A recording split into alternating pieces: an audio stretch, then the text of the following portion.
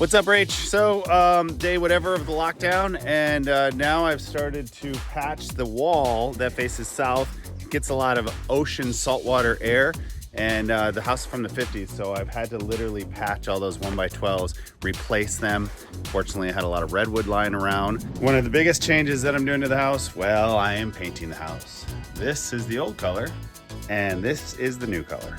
Since there are a lot of snakes coming out here in the springtime in sunny Southern California, I added this snake fence. You can kind of see this mesh right here. That way no snakies get in under all the cracks. That was about 200 feet of snake fence. Ugh. This was an old water fountain that I jackhammered all the concrete out of it.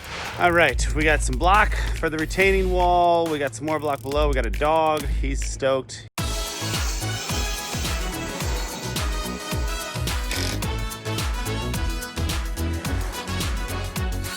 All right, here it is, the fire pit.